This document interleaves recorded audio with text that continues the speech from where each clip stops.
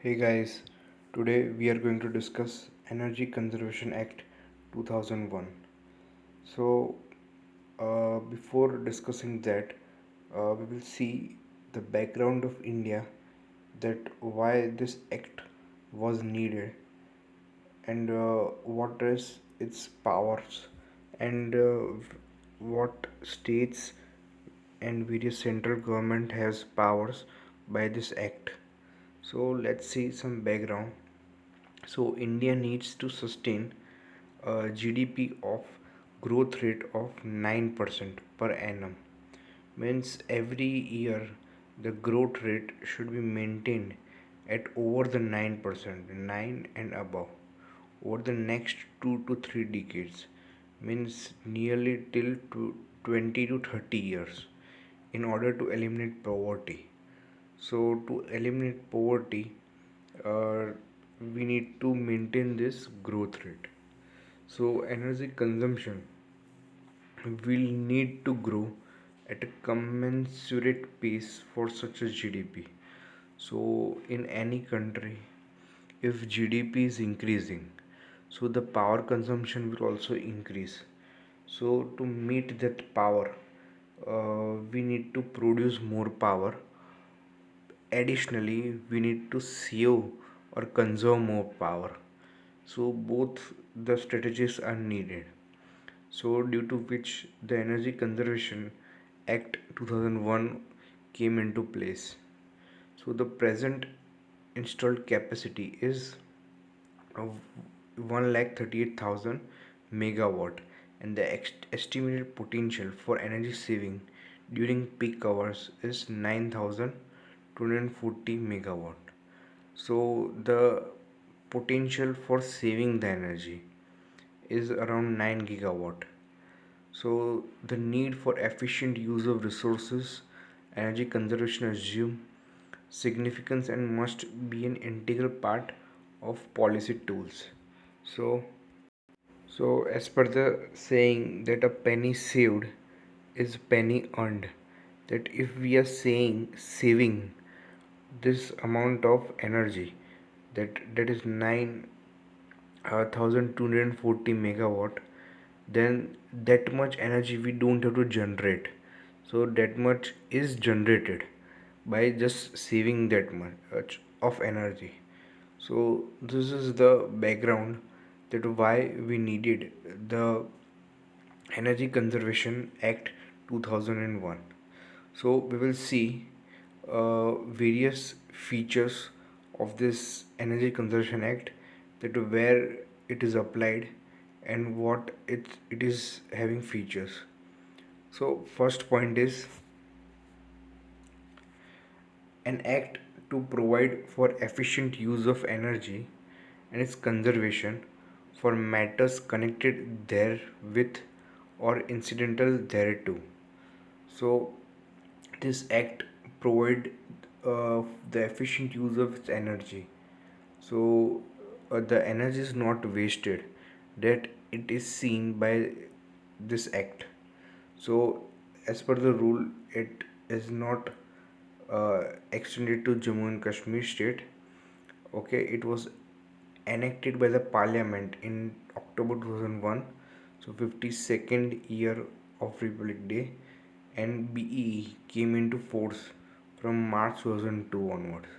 So after this act, Bureau of Energy Efficiency, that is BEE, came into existence, and which looks over that act is followed properly or not.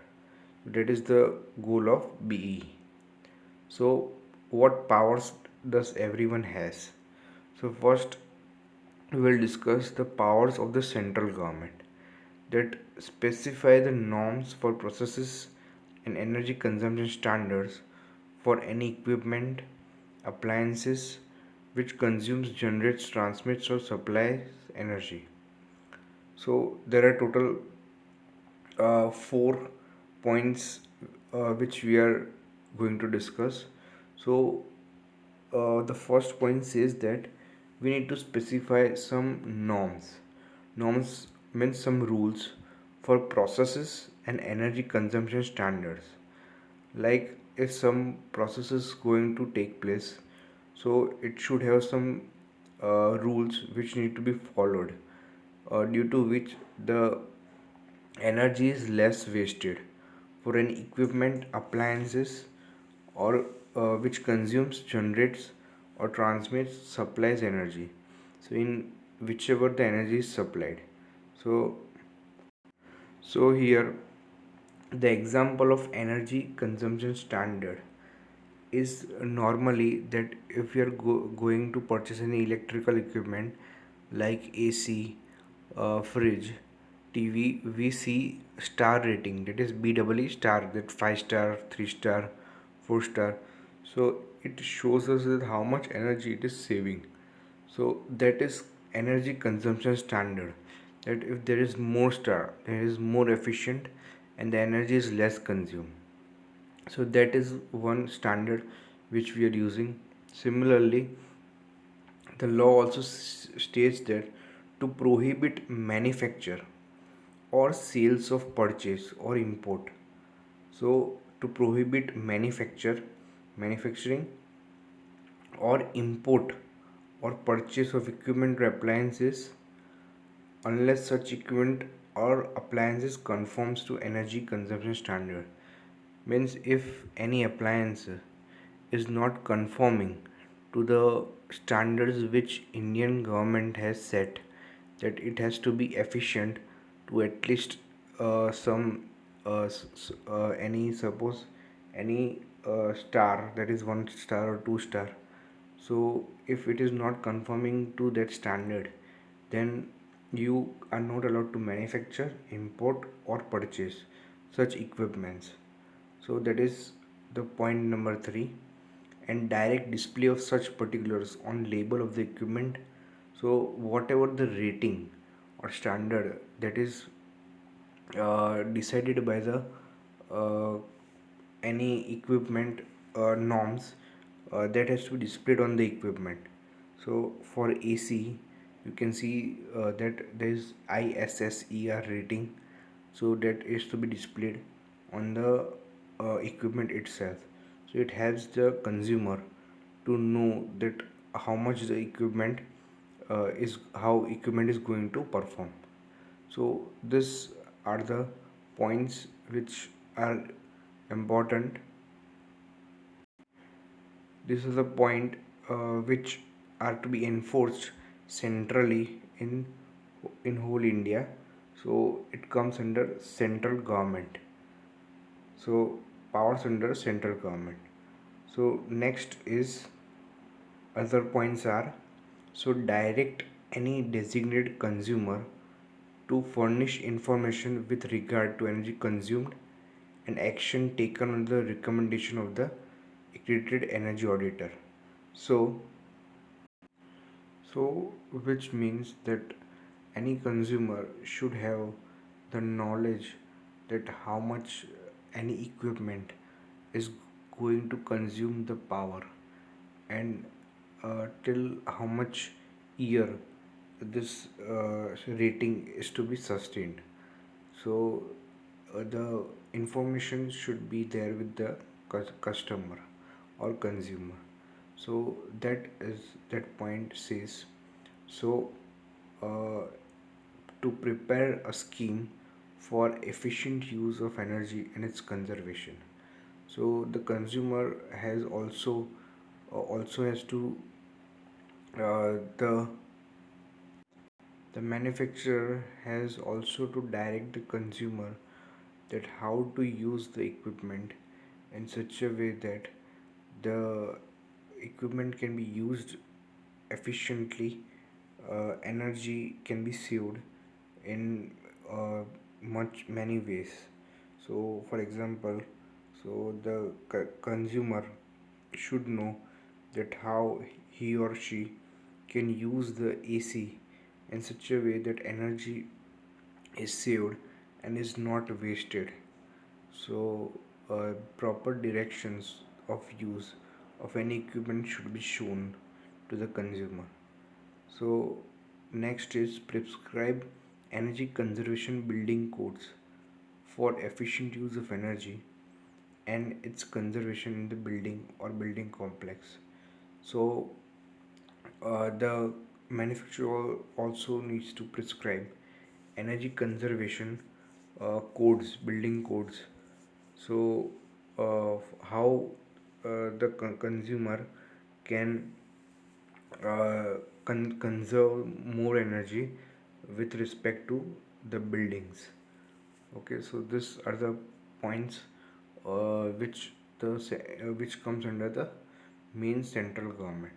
So now what are the powers of Bureau of Energy Efficiency that uh, we are going to discuss, that what powers does Bureau of Energy Efficiency has.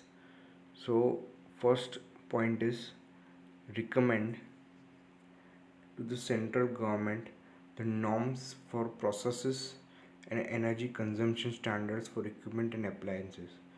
So, as you discussed in powers of central government, that uh, it will tell the manufacturer to follow the norms, but who will prepare the norms?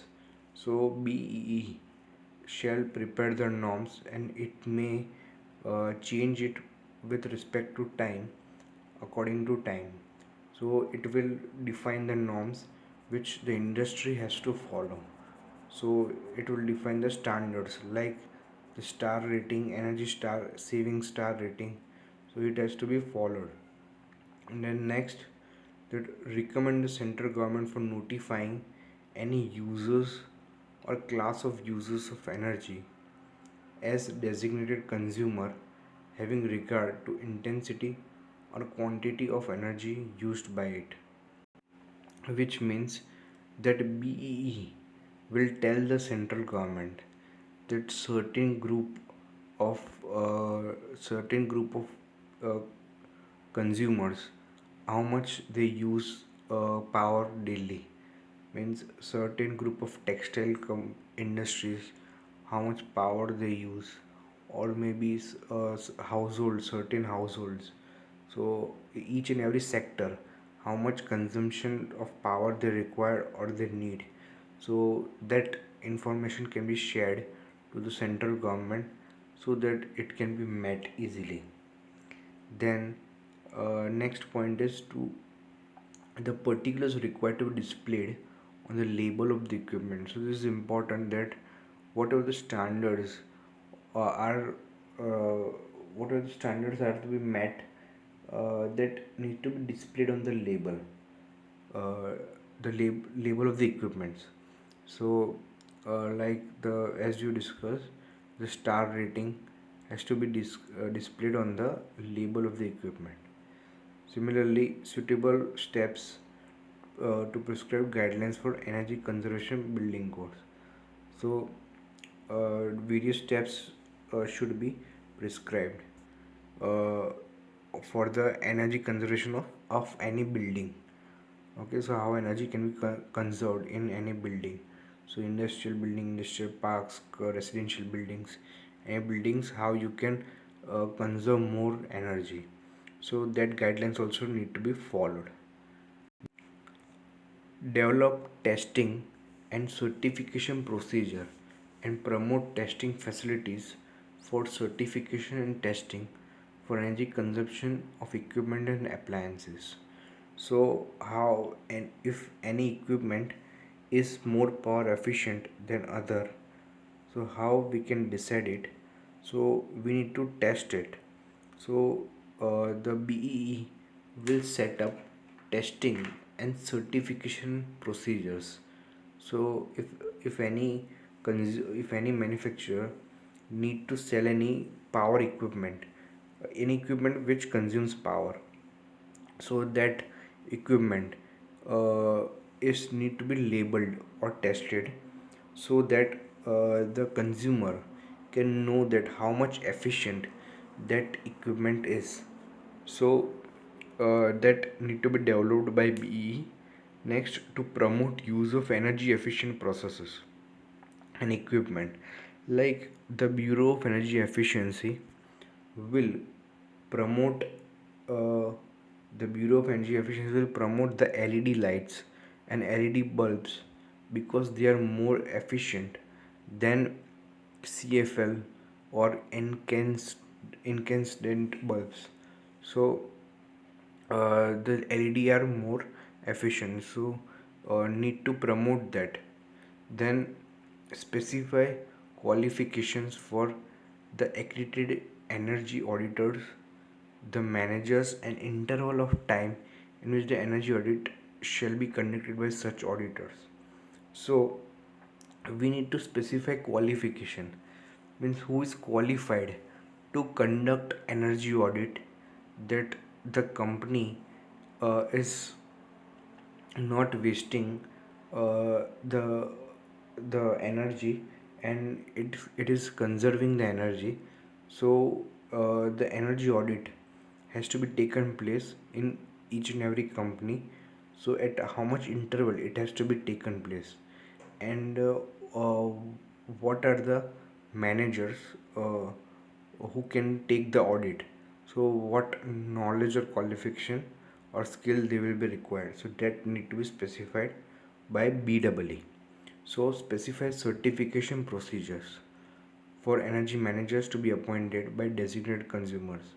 So after any person has acquired the skills that of an energy auditor, so he or need to have a certification, so that if any company needs and to audit their firm, so they can call any energy auditor who has the certificate. So need to specify certification procedures. So this are the powers of BEE.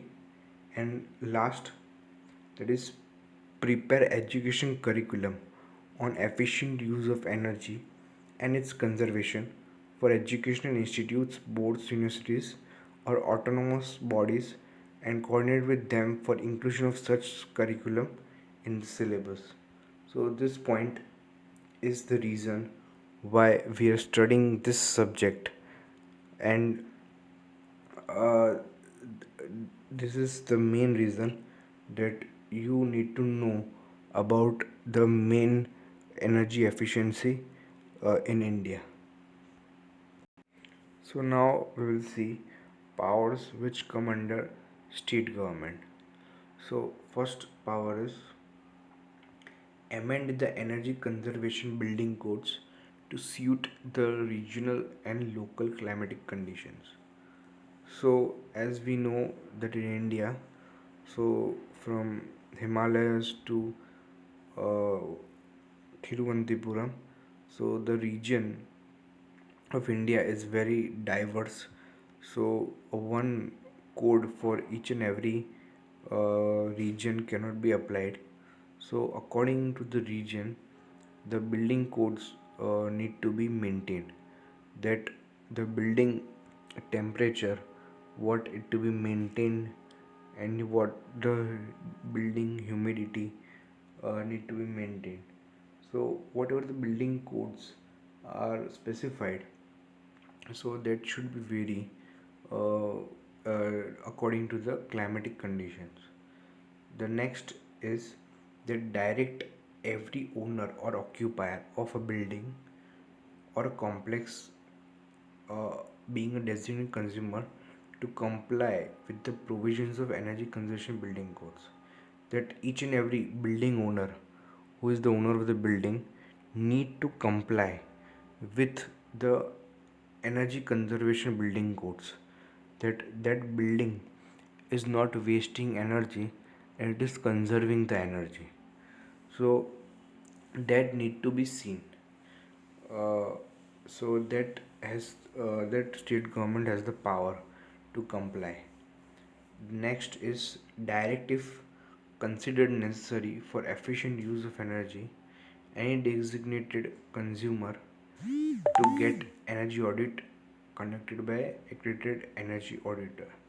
So state government should tell the building owner to conduct an energy audit regularly by any accredited energy auditor in such a way in such a manner and at a regular interval of time. Okay, so this is the power of state government. Then uh, next is designate any agency as to coordinate, regulate, and enforce provisions of EC. So any agency need to be made or designated that can coordinate with the Energy Conservation Act and which can enforce these provisions. So which can make the people make the to follow the provisions of Energy Conservation Act. The state government has to create or designate an agency. Then next, take all the measures necessary to create awareness. So state government need to uh, publicize or advertise uh, on various medias to conserve the energy. They can do by giving ads like to use LEDs to save the conserve the energy. So this also can be done by the state government. Next is penalties and appellate tribunals. So if any person fails to follow the Energy Conservation Act, so what penalty he or she has to face?